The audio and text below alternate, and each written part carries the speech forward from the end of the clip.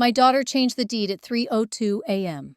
That's the timestamp on the email I'll never forget. The one that said, "Ownership update completed." My name was gone, just like that. At first, I thought it was a glitch. I refreshed the page again and again, but the county record stayed the same. Lila Collins, not Margaret. I stared at it, frozen, until my hand started to shake so badly that the keys slipped right out. They hit the tile with a sound I swear I still hear sometimes. The same sound my husband's laugh used to make when he dropped his old truck keys on the counter. Except this time, it wasn't laughter. It was an ending. I bent down to pick them up, but my fingers wouldn't close. They just hovered there, shaking above the metal like they knew something my heart hadn't caught up to yet. The next morning, I called the bank. The man on the line sounded half asleep. He said, "Yes, ma'am. It was authorized by joint access." That word, joint, felt like a slap, like betrayal had suddenly learned how to speak English. I hung up and stared at the wall where our family photo used to hang.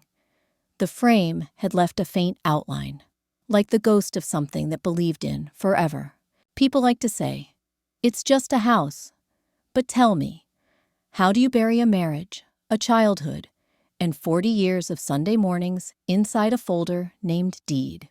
I pressed my hand against the glass, and the rain outside did the same, sliding down in perfect rhythm.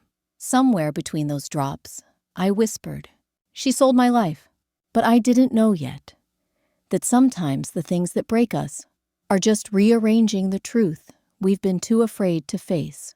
If you've ever been judged before anyone heard your side, stay till the end, because this family drama story isn't about what was taken. It's about what was finally seen. They say a house isn't just where you live. It's where your ghosts learn to stay quiet. After my husband, Henry, passed, the lake house became just that, a quiet place full of conversations that never got to finish. The screen door still creaked the way it did the day he carried me over the threshold. The kitchen still smelled like his morning coffee. Dark roast with too much sugar. Even the floors remembered him. Every step I took had his rhythm in it. I kept the house exactly the same for 15 years. Didn't move a single frame, not one curtain. It was my temple, my proof that love could be permanent if you just held on tight enough. And then there was Lila, my daughter, my only child, my wild heartbeat in a too small town. From the time she could walk, she wanted to build tree houses, doll houses, Lego cities, anything with walls and windows. She used to tell me, "Mom, one day I'll build real homes, ones that don't break." I'd smile and say, "Just make sure they have roofs first." And she'd roll her eyes the way teenagers do when they already see a world you can't. When she was little, I used to sew tiny curtains for her doll houses. Now she designs real homes, the kind made of glass and steel, where sunlight feels like part of the furniture. We used to be close, Lila and I, until dreams became the enemy of safety. It started small. A late rent payment when she moved out, a loan for a startup that didn't go as planned. She'd come home, hair messy, eyes bright, talking about eco-housing and modular freedom. I didn't understand any of it. All I saw was risk, and I hated risk. After losing Henry, I became obsessed with keeping things steady. The bills, the walls, my heart. So when Lila came to me asking for $20,000 to fund a new prototype, I didn't even let her finish. "Dreams don't pay electricity," I said. She looked at me like I'd just torn a page out of her soul. "You taught me to build, Mom, just not to believe." Those words stayed in the air like smoke. You can't grab smoke, but it clings to everything anyway. From that day, something between us shifted. Phone calls got shorter. Visits turned polite, and silence became the new language of our family. Sometimes, late at night, I'd sit on the porch and see her old bike still leaning against the shed. Rusted chain, flat tires, spider webs catching moonlight. It felt like a metaphor I didn't want to understand. I'd tell myself I was protecting her, that every no was a kind of love. But maybe it was just fear wearing a mother's voice. See, fear runs deep in our family. My mother used to say, "Play it safe, Margaret. Safe is smart." She worked 3 jobs, never took a vacation, died with money in the bank, and dreams still in the drawer. I swore I'd be different. But grief makes promises you don't realize you're keeping. So I kept the house, kept the savings, kept my guard up, and slowly, without meaning to, I taught Lila that love had locks on it. The last real conversation we had before the deed. She stood right there in the kitchen, holding a mug that said, "Fresh Starts," a gift she'd given me years ago when she graduated college. I remember the way she traced the rim of it with her thumb before saying, "Mom, you don't trust me." I wanted to say I did, but honesty got there first. "I trust you to dream, not to stay." Her eyes filled with something I couldn't name. Not anger, not pain, just distance. Then she set the mug down, gently, like goodbye. "Maybe one day you'll see what I was trying to build." That was the last time she was in that kitchen before the 3:02 a.m. email. Looking back now, I think that moment, that quiet exchange over a mug, was when the house stopped feeling like home. Not because it changed, but because I did. People say love is about holding on, but maybe it's also about knowing when you've been holding fear instead.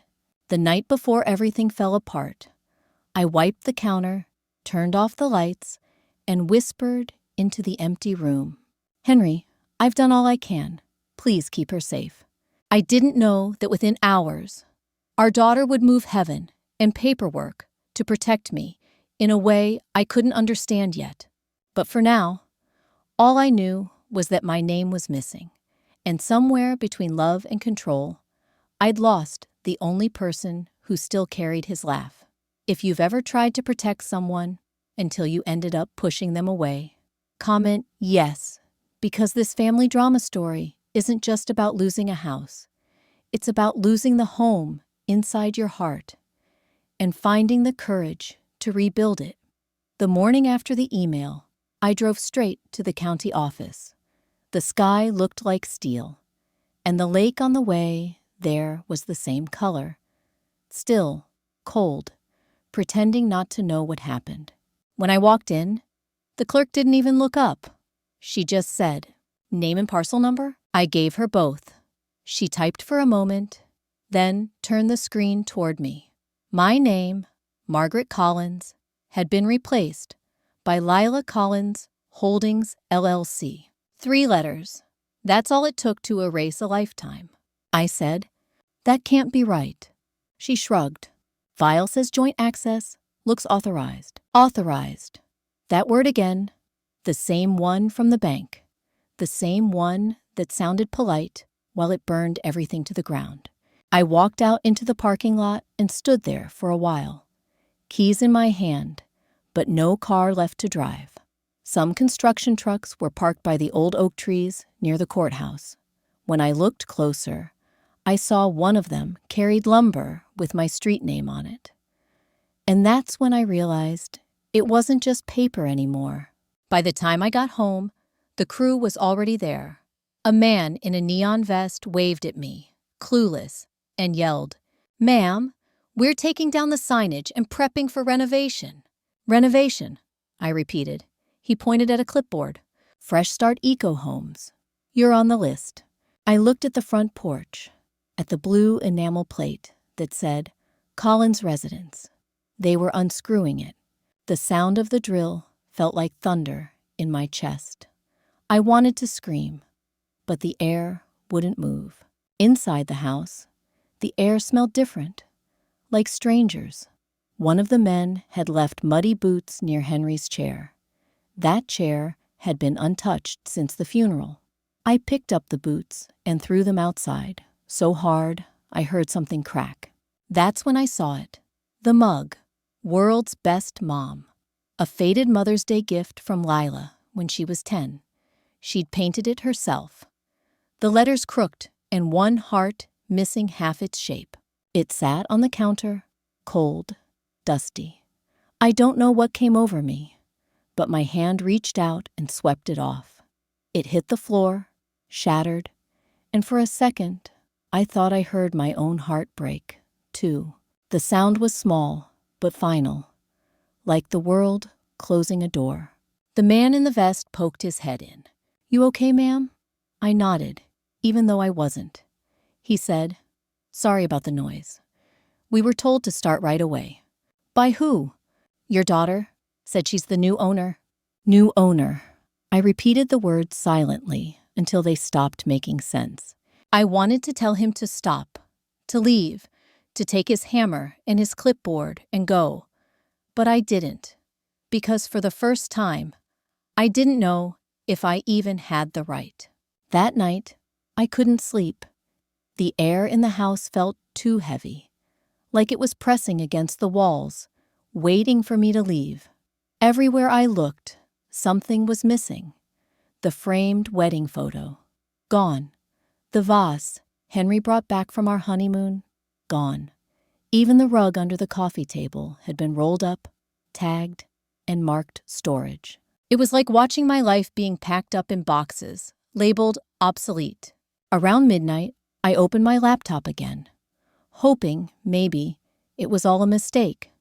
But there it was. Quitclaim deed, completed. Digital signature, Lila Collins. The timestamp glowed at the corner of the screen. 3:02 a.m. And in that moment, I realized she hadn't just taken the house. She'd taken the only thing I thought was left of us. Permanence. At 2:30 that morning, I went outside. The lake was still and black, reflecting nothing. The house behind me glowed faintly from the porch light, an empty shell pretending to be alive. I sat on the steps with Henry's keys in one hand and a piece of that broken mug in the other. It still had the word best on it. Just best. No mom. No worlds. I laughed, not because it was funny, but because if I didn't, I'd start screaming. Somewhere between a sob and a sigh, I said out loud, "You can have the deed, Lila, but you'll never own what it meant." I thought those words would make me feel strong. They didn't. They made me feel small, because deep down, I knew she already owned what it meant. She just stopped believing it was still home. The next morning, a letter came from the bank, confirming transfer complete. I didn't open it.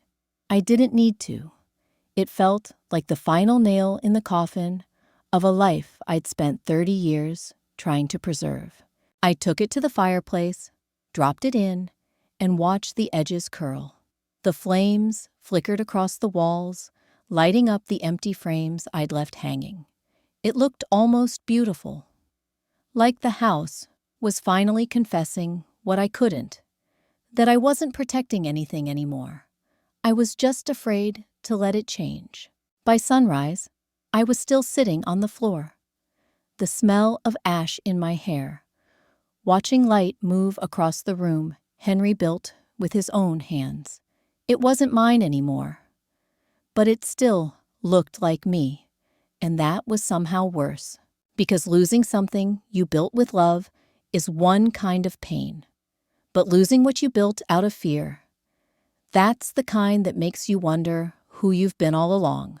People in town would soon start talking, and for the first time, I wouldn't have the strength to correct them. But before the world could take my name, my daughter had already taken my home and left me standing in the ruins of everything I thought I understood about love. The thing about small towns is that they never whisper. They echo. By the end of that week, everyone in Maple Shore knew. Not just about the deed, but about me. And in a town this size, people don't ask questions. They make conclusions. At the grocery store, 2 women were standing near the oranges, pretending not to see me. But I heard them anyway. "She built that house with her husband's insurance money," one said. "Guess her daughter finally got tired of waiting." They laughed, quiet but sharp. It was the kind of laughter that leaves splinters. I left my cart right there in the aisle and walked out. The automatic doors opened so slow it felt like the town itself was hesitating to let me go. At church that Sunday, Pastor Raymond paused mid-sermon. He said something about honor your parents, then looked directly at me. Everyone else followed his eyes. The air turned thick, heavy. I wanted to disappear, to fold into the hymn book and never be seen again. When the service ended, Mrs. Dwyer came over.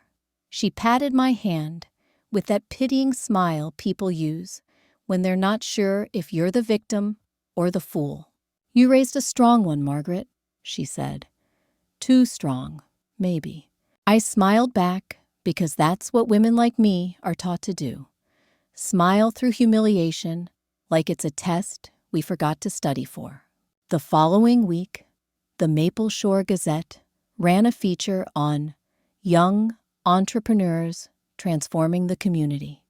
There she was, Lila Collins, standing in front of my house, the Collins residence. Except it wasn't anymore. The headline read, "Fresh Starts, a Vision for Sustainable Living." Her picture looked radiant. Hair tied back, hard hat tilted, eyes full of something between pride and exhaustion. And the caption, "Built on Legacy, Inspired by Courage." I stared at that photo for a long time. Then I folded the newspaper carefully, as if respect could still save me from heartbreak. 2 nights later, a gala was held at the newly rebranded property. A man from the town council even sent me an invitation. It said, "You're welcome to attend. Community is family. Community is family." That line kept replaying in my head as I stood outside the gates that night. The place glowed with golden lights and laughter, the kind of warmth that used to belong to us. I could see people mingling, holding champagne glasses, admiring the innovation. And then I saw her, Lila. She was on stage, giving a speech. Her voice was steady. "We call it Fresh Starts because that's what everyone deserves. A chance to rebuild." The crowd clapped. Someone yelled, "Here, here!" And in that moment, I realized what humiliation really feels like. It's not people pointing at you. It's watching them celebrate your loss, like it's progress. I stayed in the shadows, near the fence. Raindrops starting to fall, catching light from the marquee letters that spelled Fresh Starts. The irony burned. A man next to me, someone I recognized from the bank, said quietly, "If your own blood turns on you, what does it say about the soil?" He didn't know I heard him. I didn't correct him either, because maybe he was right. Maybe I was the soil that grew the wrong kind of seed. I went home soaked, mascara running down, like black veins on my cheeks. The house, or what was left of it, looked different now. New lights, new windows, everything bright, modern, efficient. It was the future, I guess, just not mine. That night, I poured myself a glass of cheap wine and sat in the kitchen, the same kitchen where Lila once stood with that Fresh Starts mug, where she asked me for belief and I gave her rules instead. The rain outside turned heavier, beating against the glass like it had something to say. And in that sound, I heard the town, their judgment, their pity, their gossip. And beneath all that, my own voice whispering the worst sentence of all. maybe they're right. Maybe I was the reason she turned out this way. Maybe I'd loved her in the wrong language. The kind that sounds like safety, but feels like suffocation. I stared at the bottle, half empty now, and thought of the word deed. Not the paper kind, the kind people do. Good deeds, bad deeds, intentions disguised as actions. If hers was a betrayal, mine had been a slow, polite one stretched over 20 years. When I finally stood up, my reflection in the kitchen window startled me. Hair unkempt, eyes tired, shoulders slumped. I didn't look like a woman wronged. I looked like a woman hollowed out. Outside, the lights from the gala shimmered across the lake.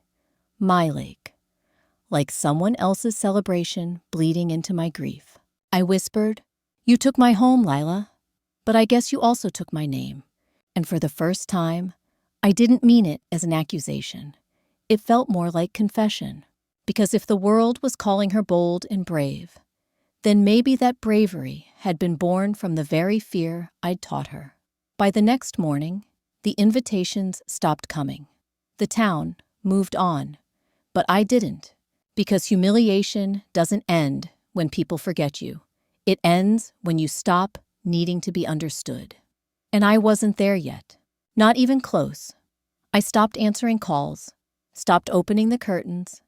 The world outside had already decided what kind of woman I was. And the truth wouldn't have changed their minds anyway. The house had become too quiet, except for the hum of the refrigerator and the echo of my own breathing. It felt like even the walls were waiting for me to apologize. One night, I opened the old cedar trunk at the foot of my bed. Inside were VHS tapes, birthdays, vacations, graduations, moments we'd frozen so we wouldn't have to admit how fast time was running. I found one labeled Lila, Graduation Day, written in Henry's handwriting.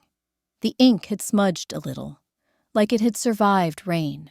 I plugged the old player into the TV and pressed play. The screen flickered to life. There she was, 18, radiant, standing on stage in her cap and gown. When the principal said her name, she looked straight into the camera and mouthed, "I did it, Mom." The crowd clapped. Henry's voice laughed behind the camera, and the shot tilted. He'd nudged me playfully. Then the camera panned to me. I was smiling, tears in my eyes, proud. That woman, the one on the screen, looked alive. Her face glowed with hope, trust, love. But as I watched, I realized something painful. That woman didn't exist anymore. I whispered. That woman died the day my daughter left. The tape kept playing, but the sound faded under the weight of my heartbeat. Outside, thunder rolled across the lake. A storm was moving in. The wind rattled the windows like it was trying to get in, or maybe trying to get me out. I stood up, pacing the room. The flicker from the TV flashing across the walls like ghosts arguing. My reflection in the glass looked like a stranger. I touched the window pane, cold, wet. It reminded me of the night I first got that email. Same rain, same helplessness, different kind of loss. I whispered to the reflection, "You fought so hard to keep everything still that you forgot how to live when it started to move." My throat tightened.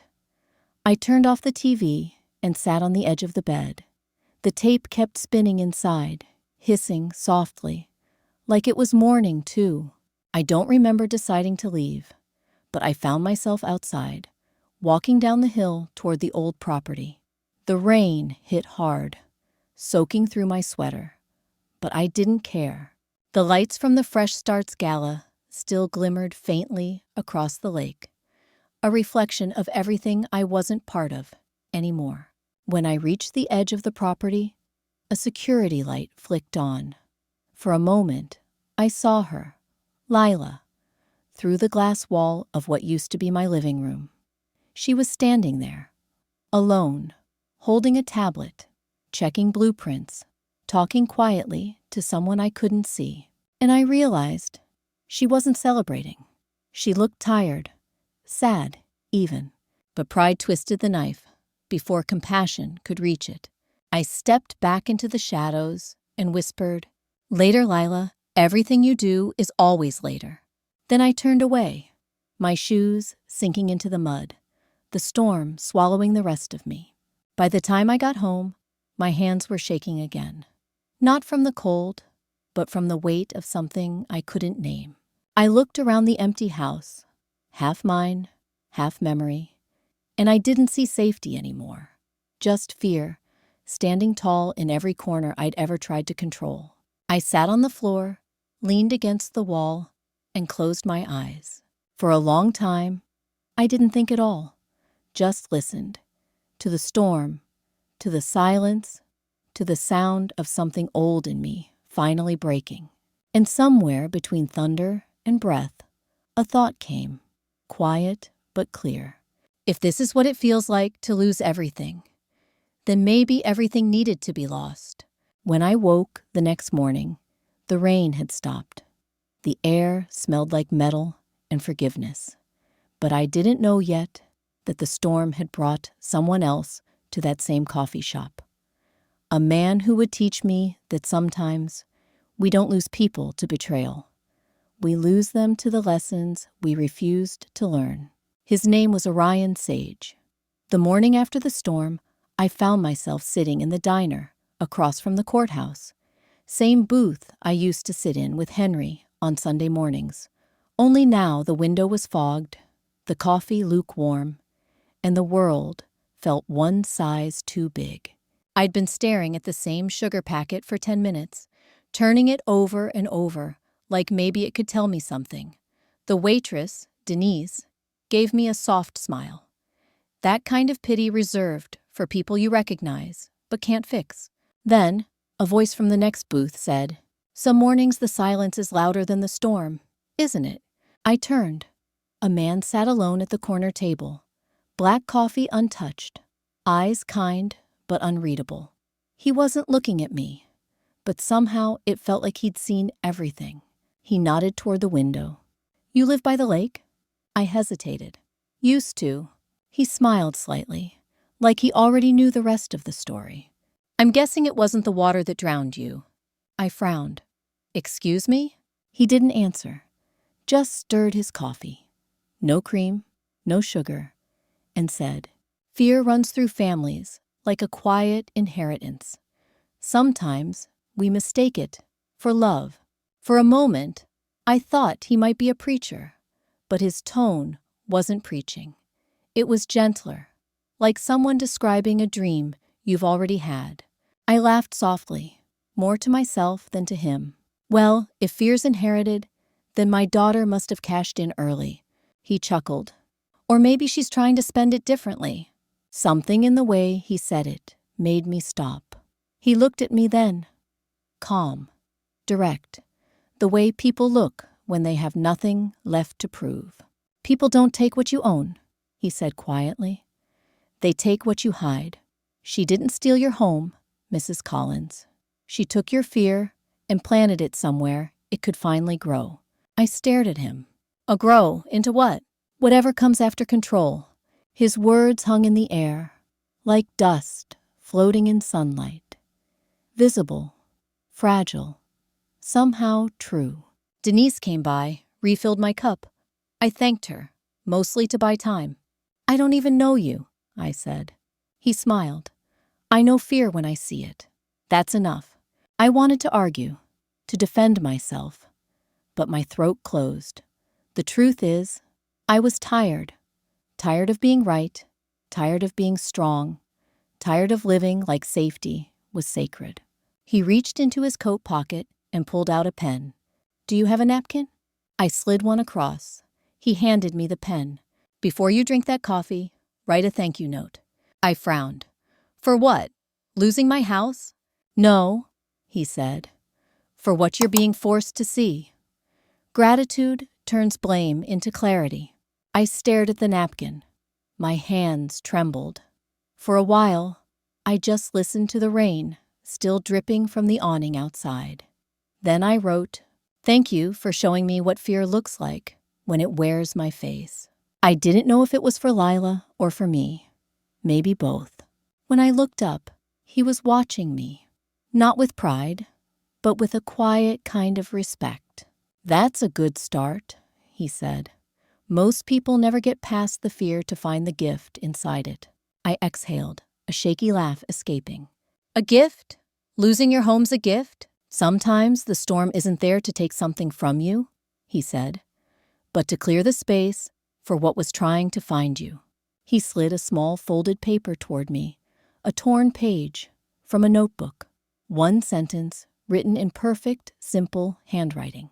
"Everything you try to protect eventually turns into what you fear." When I looked up again, he was gone. Just the coffee cup, still half full, still warm. The waitress said he'd paid for my breakfast. On the receipt, he'd written 2 words, Orion Sage.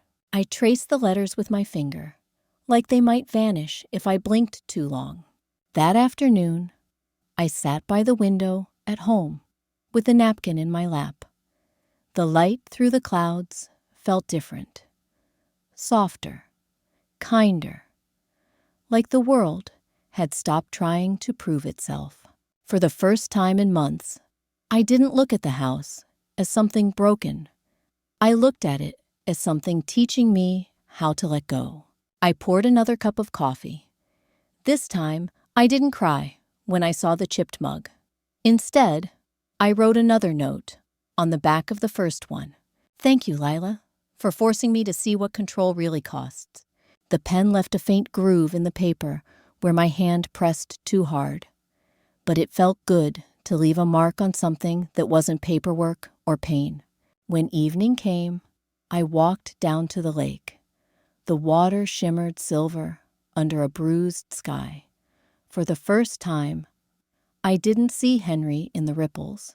I saw myself, smaller, quieter, but still there. I whispered to the wind, "Maybe she didn't take my home.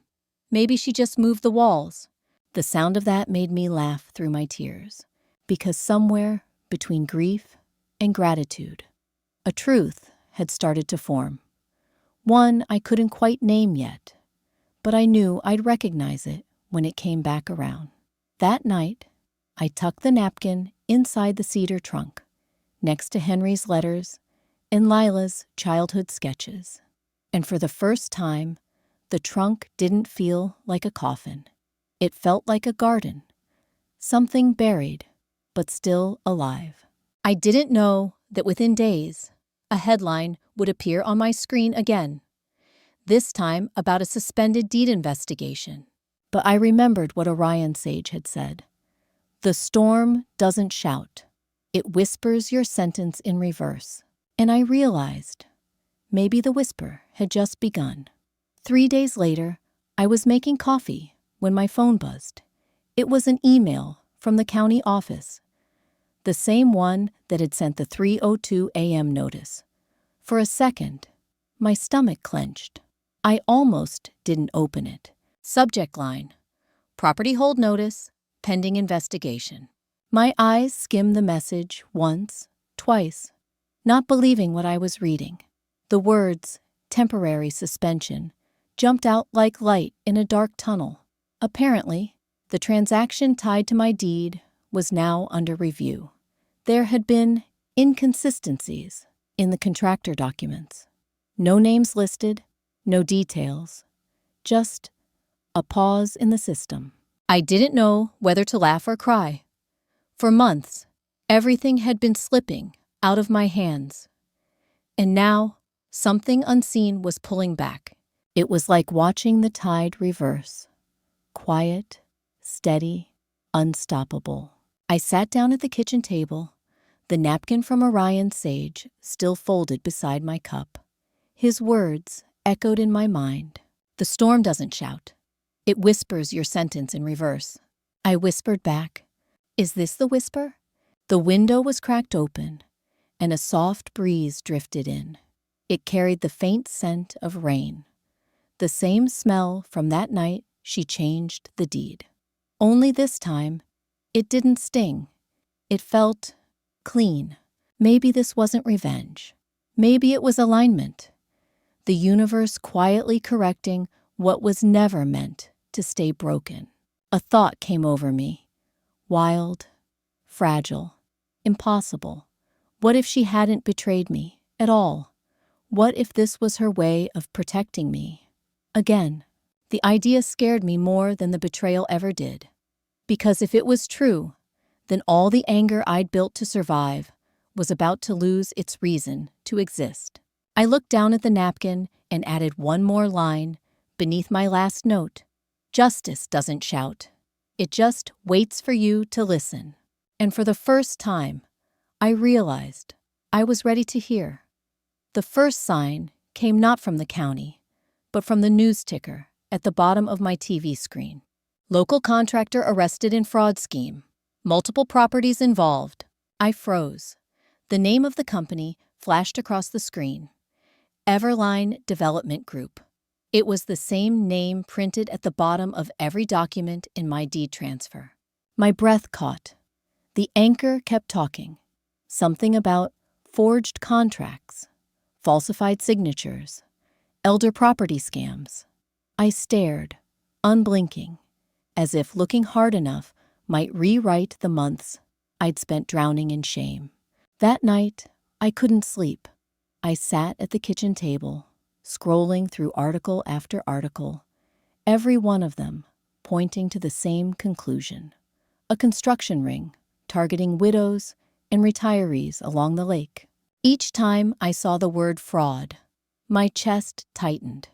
Not because of the criminals, but because I couldn't find Lila's name anywhere. Until I did. At the very bottom of one report, beneath a line about anonymous sources assisting investigators, there it was, LC. Property consultant cooperating with authorities. I felt the floor tilt under me. LC Lila Collins. The next morning, the phone rang. A man introduced himself as Detective Harris from the county's Financial Crimes Unit. He asked if I could come in for a statement. My voice trembled. Am I in trouble? He chuckled softly. No, ma'am. You're the reason the case exists. He explained that months earlier, Lila had reached out to the department after discovering irregularities in her contractor's payments. She'd traced them to fraudulent property transfers. Dozens of them, mostly widowed homeowners, being tricked into signing away deeds. The detective paused. Your property was being used as bait. She needed temporary ownership to expose the laundering trail. I blinked, trying to process it. So she took my house to catch him? To protect you, he said. To make sure they couldn't touch it again. The silence that followed felt heavier than the months of hate I'd carried. It pressed down on me, sharp and merciful, all at once. They asked me to come to the courthouse for the hearing the next week. The fraud contractor, a man named Alan Reeves, was being charged with grand theft and falsifying public records. I went, not because I wanted to, but because I needed to see the truth with my own eyes. The courthouse smelled like cold marble and nervous sweat.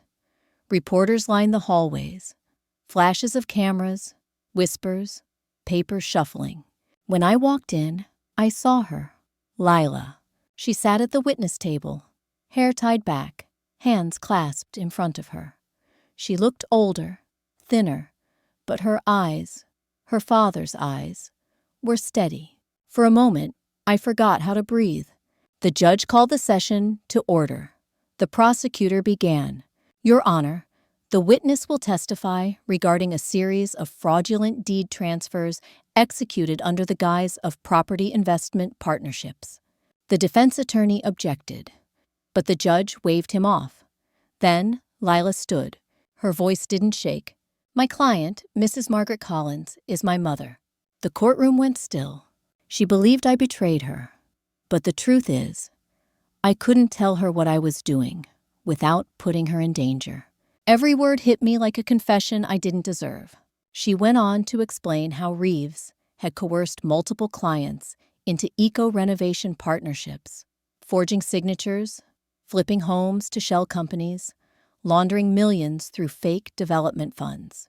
When she discovered my name on one of the documents, she confronted him and realized my property was being used as collateral in a hidden loan. She'd gone straight to the authorities. To expose him, she had to move fast, and the only way to protect the asset was to transfer it into her own name. It was the only way to freeze his access, she said, but it meant she'd hate me for it. Her voice cracked on that last word, and in that instant, every ounce of pride I'd used as armor melted. The defense lawyer stood, sneering. "So, Miss Collins, you're saying you falsified a deed to stop another falsified deed? Convenient, isn't it?" Lila didn't flinch. "I'm saying I used his own trick to undo him, and I did it knowing my mother might never forgive me." The courtroom murmured. The judge silenced them with a tap of her gavel. When the hearing ended, Reeves was denied bail. He glared at Lila as they led him out in cuffs. But she didn't look at him. She was looking at me. Through the noise, the reporters, the chaos, our eyes met.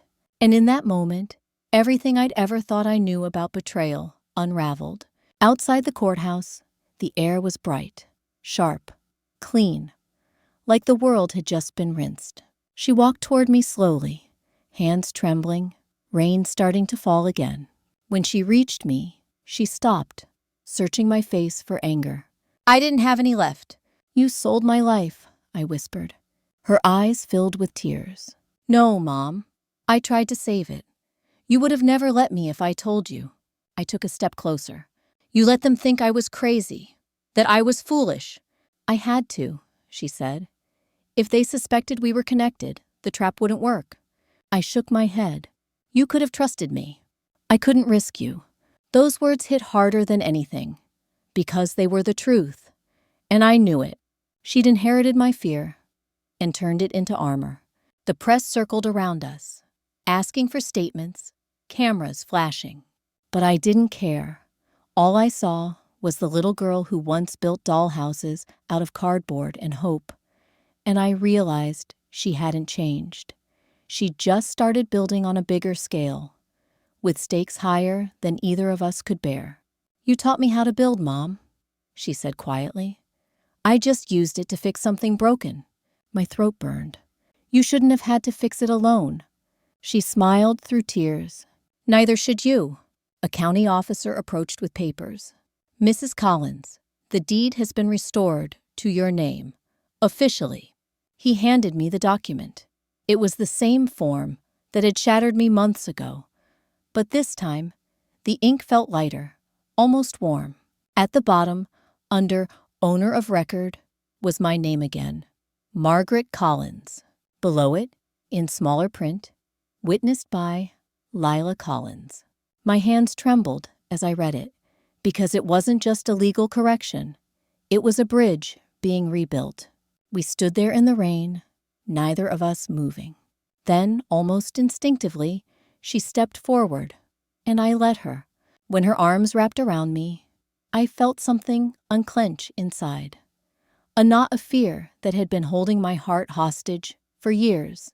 The cameras clicked, but I didn't care. Let them capture this. Let them print it on every front page. For once, the world could see what truth actually looked like.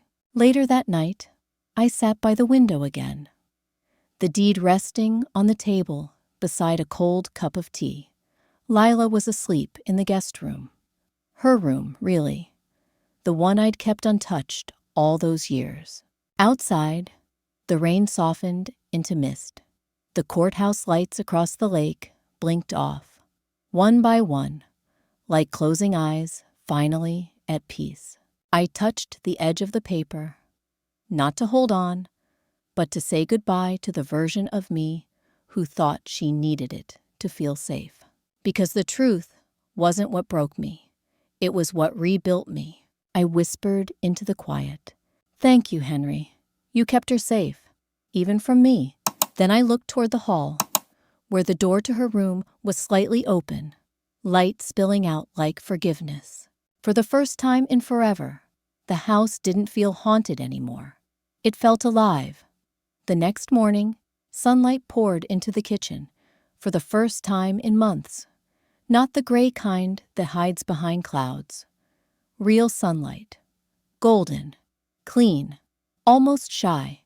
It landed on the deed, lying on the counter, and for a second, I thought maybe it was trying to apologize for all the darkness that came before. Lila was already up.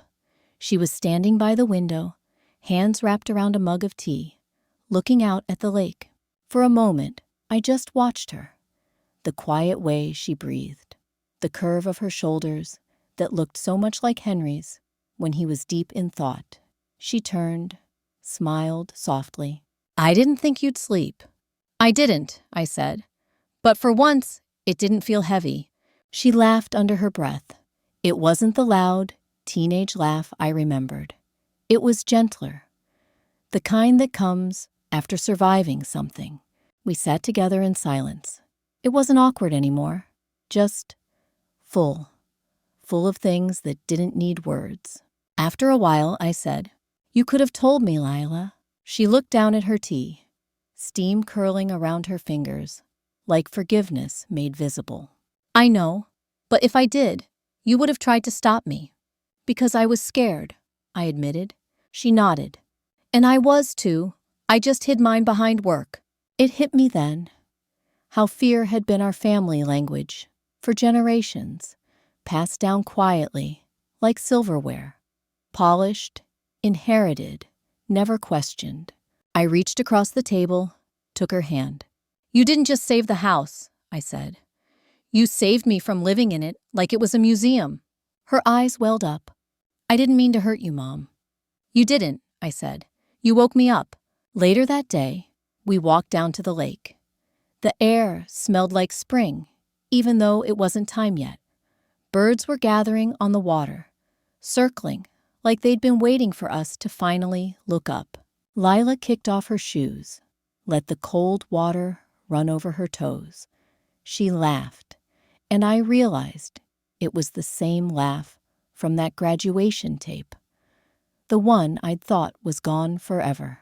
"You remember when Dad taught you to skip stones?" I asked. She smiled. "He said if it sinks, it's not failure. It's gravity." I laughed through my tears. "He would have loved what you built." "I built it because of him," she said. "Because of you." That evening, after she went to bed, I sat alone on the porch. Same chair, same lake, but the silence didn't ache anymore. It hummed, like the world was breathing with me, instead of against me. I reached into my coat pocket and pulled out the old napkin Orion Sage had given me. The ink had faded, but the words still held. Gratitude turns blame into clarity. And beneath it, the sentence I'd added later, "Justice doesn't shout, it just waits for you to listen." I turned it over, took a pen, and wrote one last line. "Forgiveness isn't about them. It's about freeing the part of you that stayed hurt." The next morning, the mail arrived. Among the bills and flyers, there was a small, unmarked envelope. Inside was a note. Simple, handwritten. "Control is fear in fancy clothes. Gratitude undresses it. Orion Sage." No return address, no explanation, just the truth, arriving right on time. I smiled, folded it, and slipped it inside the cedar trunk, next to Lila's childhood sketches. The trunk wasn't a coffin anymore. It had become a time capsule of everything we'd lost and finally understood. Weeks passed. The house became a home again. We painted the walls lighter, opened the windows wider. The sound of laughter returned slowly, hesitant at first, then steady. Lila started hosting community workshops in the living room, teaching other widows how to protect their assets, how to read a contract, how to trust without surrendering themselves. Watching her speak to them, I realized something I'd missed all along. She wasn't just my daughter. She was the woman I'd always wanted to be. Brave, kind, unafraid to start again. One evening, as the sun melted into the water, she asked, "Do you ever wish we could go back, Mom?" I thought about it. About the nights I begged time to rewind. About the tears, the silence, the bitterness. Then I shook my head. No, because if we did, I'd still be living in fear, and you'd still be asking for permission to be yourself. She smiled. So, we're both free now. Finally, I said. That night, I wrote in my journal, something I hadn't done since Henry passed. Maybe she didn't steal my life. She just rewrote it in her own handwriting. And love was never gone. It was just waiting for me to open my eyes. I closed the notebook and let the words rest. They didn't need to be perfect. They just needed to be true. The last thing I remember before falling asleep was the sound of rain beginning again. Not the angry kind, but soft, rhythmic, healing. And in that sound, I heard Orion's voice once more. The tide doesn't move forward. It returns. Healing isn't about becoming someone new. It's about coming home to the part of you that never left. The screen fades to black. The lake glimmers. A single light from the porch stays on. If this family drama story touched your heart, don't forget to like, comment, and subscribe to PT Family Drama Stories. Guided by Orion Sage. New grandma stories every day. Stories that don't just heal, they awaken. Comment yes if you believe love never disappears. It just learns a new language.